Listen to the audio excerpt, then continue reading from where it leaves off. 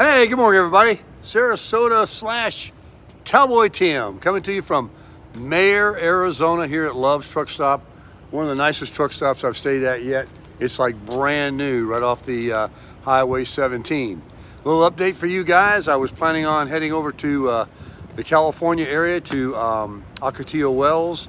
There's been a lot of wind in the forecast a lot lately, and I'm not necessarily interested in going to a dust bowl. I don't have my sand rail. I don't want to be jealous, although I could probably meet some friends out there and get some rides and just hang out, checking them out and videoing them. And I'm going to find probably a lot of the same where I'm going and more. Where am I going? Well, thanks to my good friend John that's helping me head south toward South Cross L Road and giving me suggestions of where to travel. He gives me weather conditions, everything. It's like my co-pilot, and I couldn't be happier to have him. Thank you again very much, Mr. John. I am going to Laughlin, Nevada, and I met some people at a rest area when I made breakfast one morning that were going there for a softball tournament that they follow around. And there's casinos that I can stay at for a charge and for free. The Colorado River's there. There's things to see and video. It's not a national park. There's casinos to go in and wager all my hundreds. I'm not gonna be doing that though. I'm not a gambler. And I had a great night's sleep here at this Love's, and I want to shout out to all the Love's of pilots and these truck stops around that allow overnight parking for people that are traveling, because, you know, people ask me a lot of times in comments, you know, why are you staying at a gas station? This is hardly a gas station, my friends. This is like an RV resort. Ask them truckers back there that move all your goods every day. They wouldn't know what to do if they didn't have a place to stop and rest. No, let's say you're out traveling like me and you're one of these RVers and you go to what they call BLM land, Bureau of Land Management. You go out there on the dirt, and that's fine. You know, I'm not against it either. I'll do it. But would you rather have, if you were out there in BLM land, to walk out of your RV and have this lit up facility with all this security, with all these goods and wares, products, tools, fuel, water, everything you need, restroom facilities, hot, cold water, everything? Wouldn't you love to have this as an oasis out there in the brush if you were camping like that? This is why I stay at places like this. I just come in here at night about sunset. All of these people, a lot of them have left already. They've hit the road, but this one doesn't have as many as some others that I've been to. I'm on the Highway 17, maybe not a very traveled route compared to 40 and 20 and Interstate 10. But all these people have trailers. There's a couple I saw come out with an RV, a van back there with a high top on it, an earlier model, but a very nice van. They were walking their dog. There's dog walks here at these places. And like I say, you have all these facilities. Look at all them truckers back there. There's dozens of them parked away. You can't even hear their engines running or anything. And they're all leaving now, out bringing you all your goods and wares to the department stores and grocery stores and things like that. So to be able to travel around like I'm doing with this little camper, and to be able to have all this at my disposal and no charge, and I leave it like I found it, I think is just a godsend. So I will continue to do such. Now we're going to switch it up a little bit. We're going to have casinos now that we're going to stay at. Now I might be in Laughlin for a few days. The Colorado River is there, and the weather is going to be warm. So, and it's supposed to be very, very nice for the next few days. So I might be kicking it there.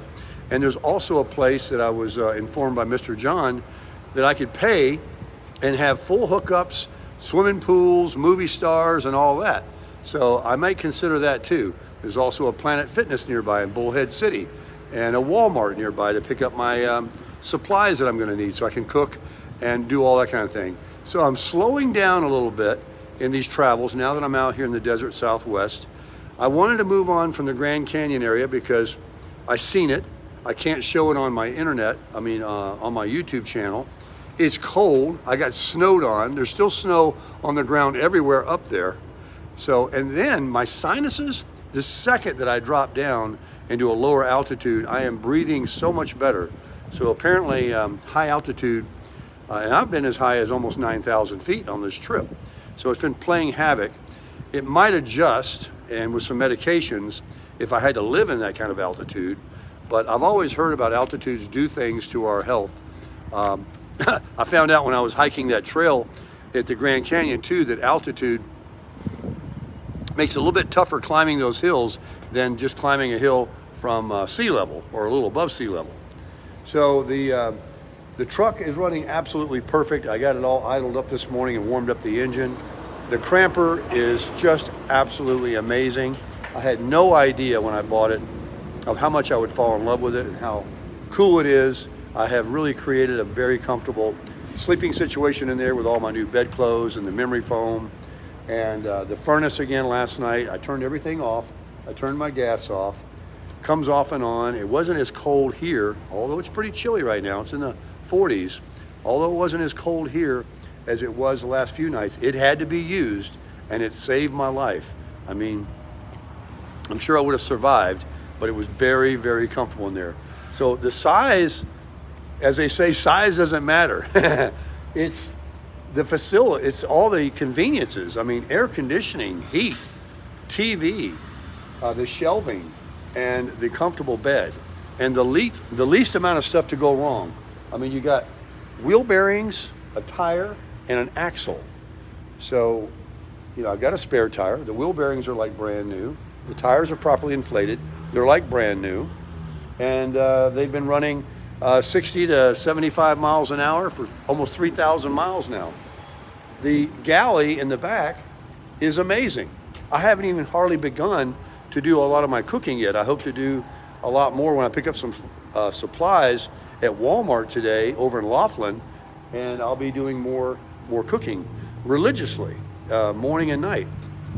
And the rack up there, I'm not even using it. Maybe I should pick up a kayak. I haven't put my awning out yet. I may just turn everything into working and unwrap everything when I get to Laughlin. I'm very excited about this trip there. And like I say, I want to shout out to Mr. John again, really helping me. He is nonstop on the email. And a lot of you have too. In fact, I'd like to thank Miss Janice for the 2 Zillow ads that you sent me regarding properties for sale in Bracketville, Texas. They looked very interesting. And so things are coming about as we do this travel, as we follow this front end, as we continue to work with each other and see different things. I can be able to share with you, you can share with me, and we can just crush it.